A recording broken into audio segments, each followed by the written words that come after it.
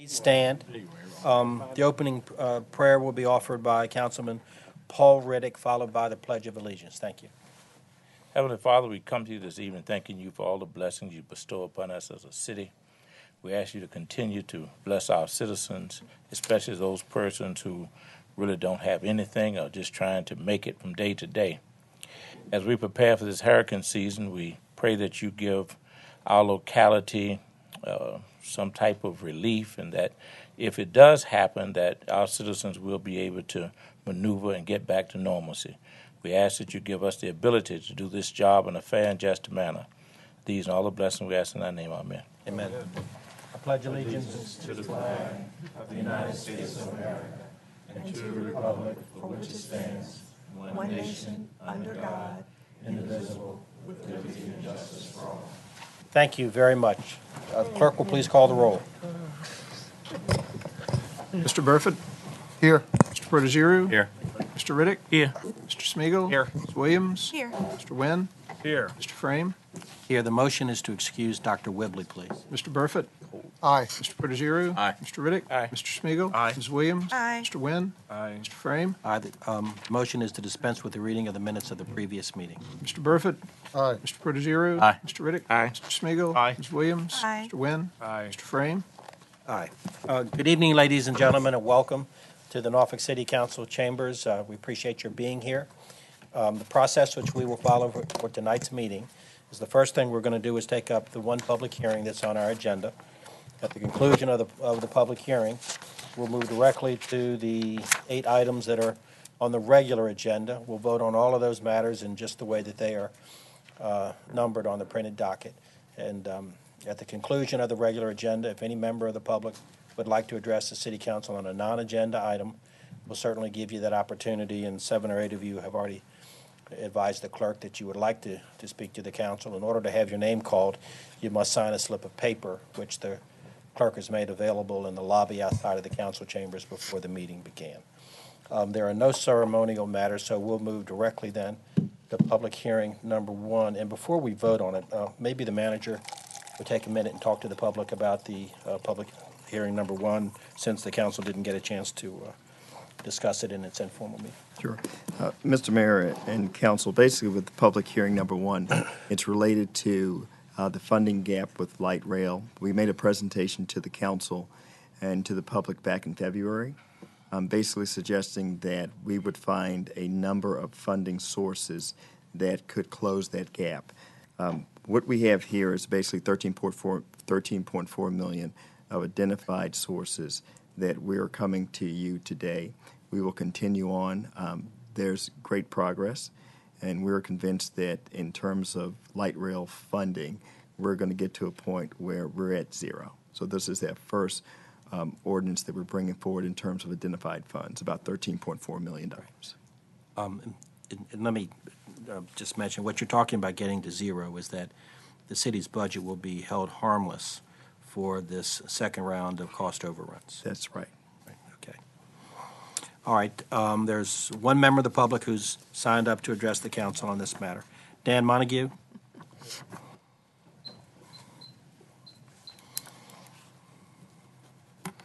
Good evening, Mr. Mayor, Council, Mr. Jones. My name is Dan Montague. I live at 4605 Crick Street here in the city of Norfolk. As a retired construction boilermaker, I have never seen a project like this in my entire being. Every job I have ever worked, they were always union, and we always brought them in on time and under budget. This thing here is like eating cancer. It keeps on going and going and going and going and going. And the thing about it is, all it is people are not doing what they are paid to do. When I worked, I was given a specific job. I did that job. And the thing about it is, this has been poorly run, and the work has been atrocious. I've never seen such lousy work on any project in my entire life. And we have got to change the way we do things around here, and we've got to make the city start getting a little bit of a bang for its buck, because we can't keep going the way we're going. Because, say, I want a pool for my rec center, all right? And the thing about it is, being we got a budget shortfall, I didn't say, well, I need a pool this minute. But the thing about it is, you can keep giving them money, well, then come over there in my neighborhood and build me a pool. Thank you. Thank you, Dan. Okay. Call the roll, please.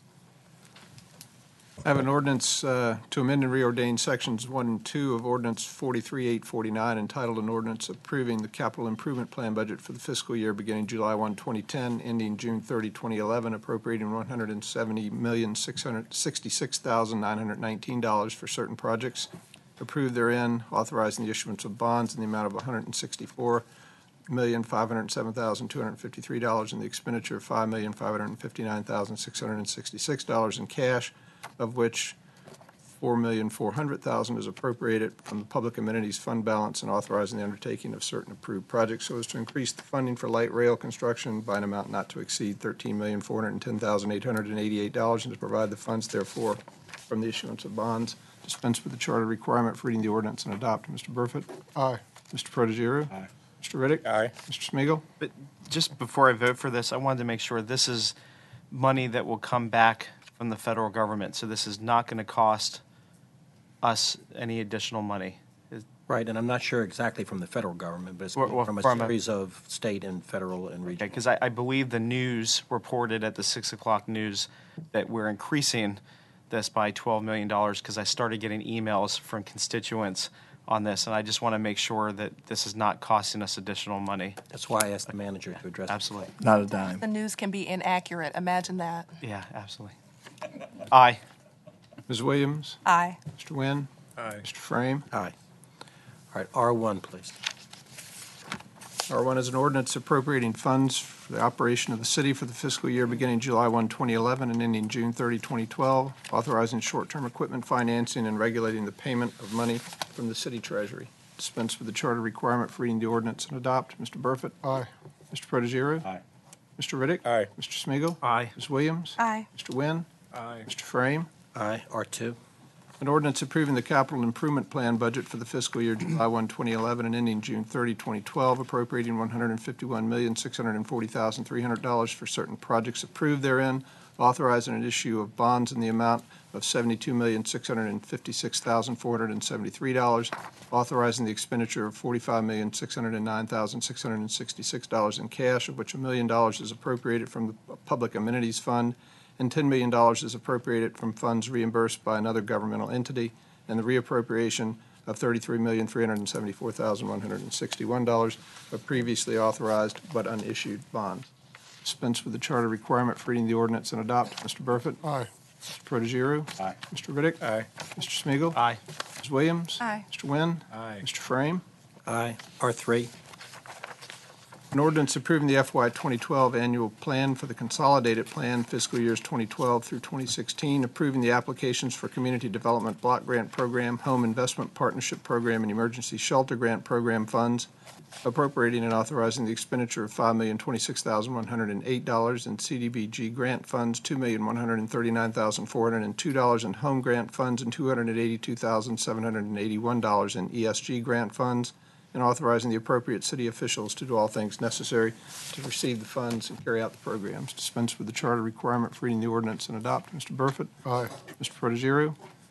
Mr. President, if we can just make sure this is written so specifically that I know we made a change at the council table that even though it's not reflected within this particular ordinance of the 5,700 for Horizons. Right. Just that we make sure that that is not forgotten. I know it's shifted over. Yeah, it's the manager's taking it out of the administrative funds, which are lumped in a contingency fund Okay. to cover that. All right. I would vote aye. I just wanted to make sure that we were still taking care of it. Thank you. Mr. Riddick? Aye. Mr. Smigiel? Aye. Ms. Williams? Aye. Mr. Wynn? Aye. Mr. Frame? Aye. R4. An ordinance appropriating grant funds totaling $61,944,132 to the School Board of the City of Norfolk for Title I programs, other special programs in the Child Nutrition Services Program, and authorizing the expenditure of the funds in fiscal year 2012 for Norfolk Public Schools. dispense with the charter requirement for reading the ordinance and adopt. Mr. Burford? Aye. Mr. Protogiru? Aye. Mr. Riddick? Aye. Mr. Smigiel, Aye. Ms. Williams? Aye. Mr. Wynn? Aye. Mr. Frame? Aye, R5. An ordinance approving the July 1, 2011 through June 30, 2012 budget for the Norfolk Law Library, authorizing the city treasurer to make disbursements and appropriating and authorizing the expenditure of up to $280,020 by the Norfolk Law Library from monies assessed and collected by the city as part of costs and civil court actions in accordance with the approved budget in the October 1, 1987 agreement among the city, Norfolk Law Library, and the Norfolk Portsmouth Bar Association. Dispense with the charter requirement for reading the ordinance and adopt. Mr. Burford? Aye. Mr. Protogiru? Aye. Mr. Riddick? Aye. Mr. Smigiel, Aye. Ms. Williams? Aye. Mr. Wynn? Aye. Mr. Frame? Aye, R6. An ordinance to amend and reordain Section 24-309 of the Norfolk City Code, 1979, so as to increase the tax on each cigarette to 37 5/10 mils. Dispense with the charter requirement for reading the ordinance and adopt. Mr. Burford? Aye. Mr. Protogiru? Aye. Mr. Riddick? Aye. Mr. Smigiel, Aye. Ms. Williams? Aye. Mr. Wynn? Aye. Mr. Frame? Aye, R7. An ordinance to amend and reordain Section 24-234 of the Norfolk City Code 1979 so as to increase the flat tax to $2 per room for each night of lodging at any hotel. Dispense with the charter requirement for reading the ordinance and adopt. Mr. Burford? Aye. Mr. Protogiru? Aye. Mr. Riddick? Aye. Mr. Smigiel, Aye. Ms. Williams? Aye. Mr. Wynn? Aye. Mr. Frame? Aye. R8. An ordinance to amend and reordain Section 17.1-45 of the Norfolk City Code 1979 as amended, and to add new sections numbered 17.1-45.1, .2, .3, .4, and .5 to the Norfolk City Code as amended so as to increase fire inspection and permit fees and to address fire permit procedures. Dispense with the charter requirement for reading the ordinance and adopt. Mr. Burford? Aye. Mr. Protogiru? Aye. Mr. Riddick? Aye. Mr. Smigiel, Aye. Ms. Williams? Aye. Mr. Wynn? Aye. Mr. Frame? Before I vote, this is the last of the budget ordinances. I just want to take a minute and, on behalf of the city council, these were unanimous votes. I know Dr. Whibley, if she had been here, would have also voted unanimously as well for the budget. I want to thank the manager for his hard work and that of his staff and administration. Is your staff here? Yeah, they are, Mr. Mayor. Maybe we could have them stand, please, and appreciate. Thank you all. Thank you. And to you as well, Mr. Manager, you came in here in pretty short order and pulled together a budget that really had a significant gap in it.